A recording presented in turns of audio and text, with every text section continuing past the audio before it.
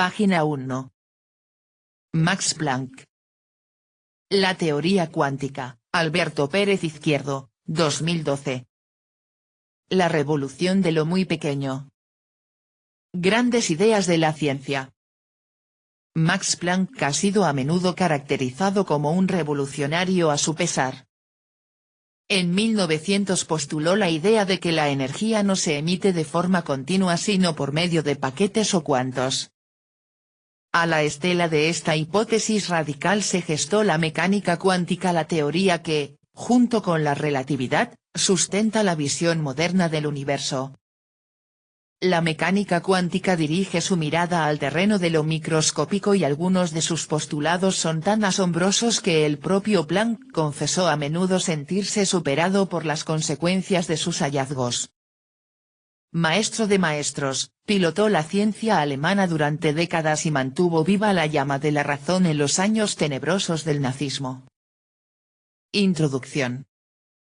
El 14 de mayo de 2009, a las 10:12, hora local, los motores del Ariane 5 se encendieron y el cohete inició su ascenso hacia el espacio desde la base de la Agencia Espacial Europea, ESA, en la Guayana Francesa. En 2 minutos y medio alcanzó los 70 kilómetros de altura y, en ese momento, se separaron los dos motores auxiliares de combustible sólido. La línea que dibujaba la enorme humareda que iba dejando el cohete se quebró un poco entre las nubes. En ese instante la velocidad era de 2 km/s, casi 6 veces la velocidad del sonido, y el cohete seguía propulsado por su motor principal. Este utilizaba hidrógeno y oxígeno, almacenados en los tanques en forma líquida a baja temperatura. La combustión del hidrógeno proporcionaba la energía impulsora. Casi toda la masa inicial del ingenio era combustible y cuando, finalmente, se alcanzó la altura deseada, solo quedaba en torno a un 1% de aquella. El Ariane 5 llevaba a bordo dos artefactos espaciales, llamados Planck-Kirchhoff. Este último es un telescopio de infrarrojos de 3,50 m de diámetro. Planck es un satélite que reúne diversos instrumentos dedicados al estudio de la radiación de fondo de microondas. Todo el universo está bañado por una radiación electromagnética que fue emitida en una época lejana, cuando aún no existían las estrellas y todo el espacio estaba lleno de una sopa de partículas y radiación, tan intensa esta que los átomos no podían formarse sin que fueran inmediatamente destruidos por ella. La radiación y la materia estaban entonces en equilibrio térmico, a una misma y definida temperatura. Al expandirse y enfriarse el universo, la radiación dejó de ser lo suficientemente energética como para romper los átomos, y así empezaron a formarse los primeros elementos.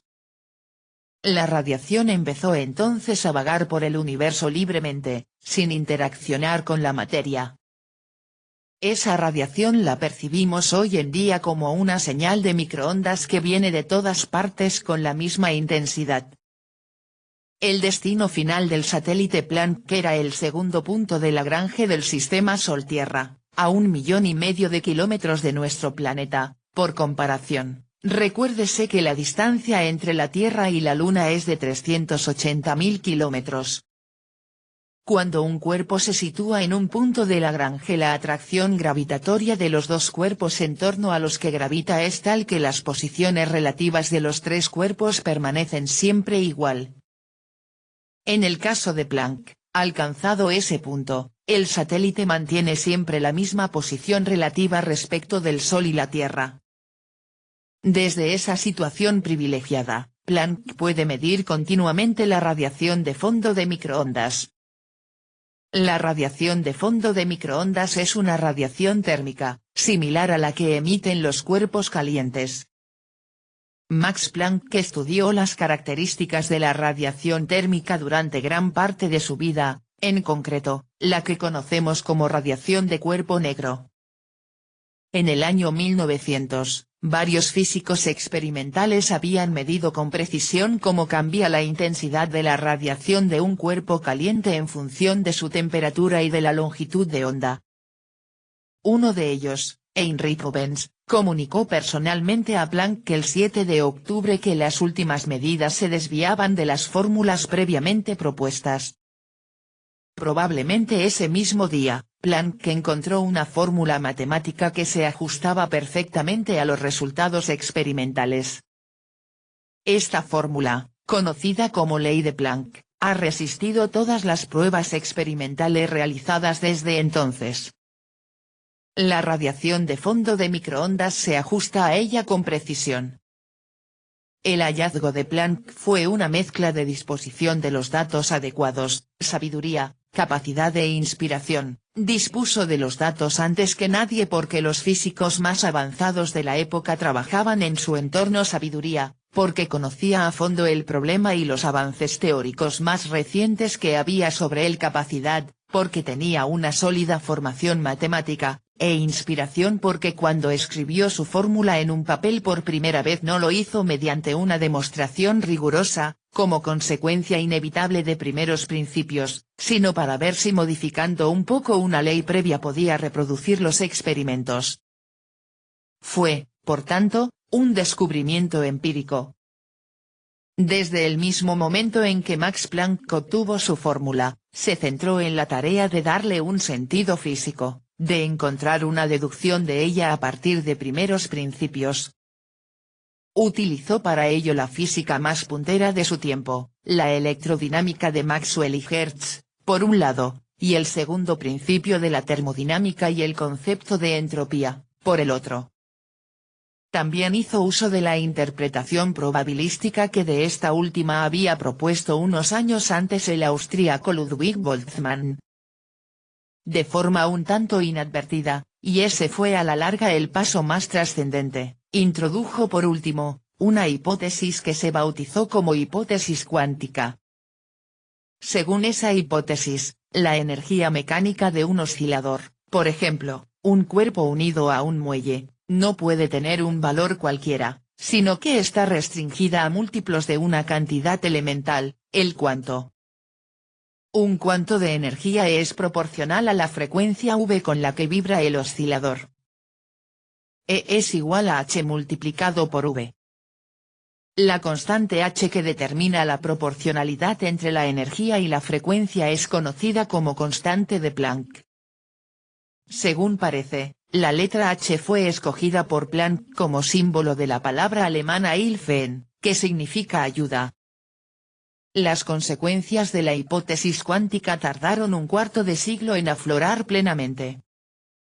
Para Planck, en un principio, era una hipótesis ad hoc sin un significado especial.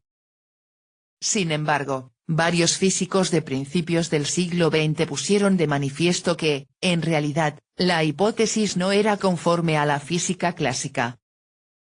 Albert Einstein, en un hermoso y trascendental artículo escrito en 1905, dio a la hipótesis cuántica un significado más profundo que el que había sugerido Planck. La luz se absorbe y se emite no de forma continua, sino en paquetes discretos de energía, de valor h por v. Si la forma en que Planck había introducido su hipótesis era ajena a la física clásica, la interpretación de Einstein estaba en abierta contradicción con ella. En el siglo XIX se había establecido sin lugar a dudas que la luz era una onda. La sugerencia de Einstein implicaba que, en determinados procesos, la luz tenía un comportamiento corpuscular. Los experimentos del físico americano Robert Millikan sobre el efecto fotoeléctrico culminaron en 1915 con la corroboración, punto por punto, de las predicciones que Einstein hacía en su artículo de 1905.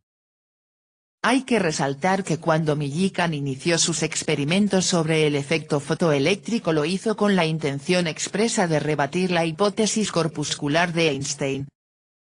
Tras años de duro trabajo, Millikan anunció a la comunidad científica la validez de la teoría de Einstein del efecto fotoeléctrico. Sin dejar de ser una onda, la luz también se comportaba como compuesta de partículas. En 1913, Niels Bohr aplicó la hipótesis cuántica para proponer su modelo del átomo de hidrógeno. El átomo de Bohr explicaba varios resultados experimentales relativos a la emisión y absorción de luz por la materia, los espectros atómicos. La física atómica se desarrolló a partir de ese momento sobre la base fundamental de la relación E es igual a h por v aplicada de diversas formas y en diversas circunstancias. El proceso culminó en la década de los años 20 con la construcción de un cuerpo de doctrina completo y consistente, la mecánica cuántica. La mecánica cuántica es la teoría que se aplica a todos los fenómenos atómicos y nucleares.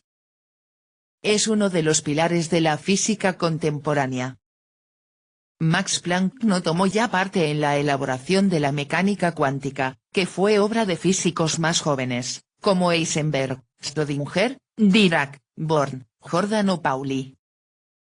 Pero todos reconocieron en él a su fundador, al hombre que había encontrado la primera pista en la comprensión profunda de la naturaleza atómica de la materia en cierto sentido, el primer revolucionario. Planck recibió en 1918 el Premio Nobel de Física por su descubrimiento. Max Planck era, a principios del siglo XX, uno de los físicos con mayor prestigio de Europa.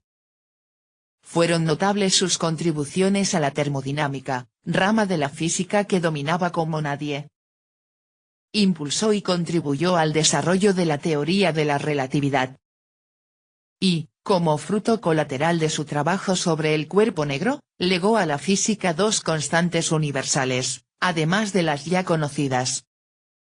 Con ellas construyó un sistema de unidades de masa, distancia, tiempo y temperatura, hoy conocido como escalas de Planck, independiente de cualquier convención humana. Muerto a la avanzada edad de 89 años, fue testigo de privilegio del devenir de Alemania desde su formación hasta su casi desintegración durante la Segunda Guerra Mundial. Nacido en 1858, creció en la Alemania del Segundo Imperio y se crió en un ambiente nacionalista y conservador.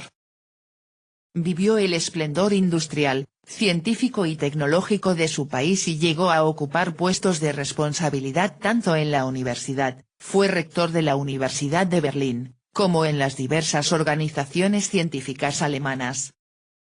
Durante la segunda mitad de su vida sufrió varias desgracias personales, especialmente la muerte, en circunstancias diferentes, de los dos hijos y las dos hijas que tuvo con su primera esposa. Aunque Planck se unió inicialmente a la ola de nacionalismo que invadió su país al comienzo de la Primera Guerra Mundial, sufrió personalmente las consecuencias de la guerra con la pérdida en el campo de batalla de uno de sus hijos.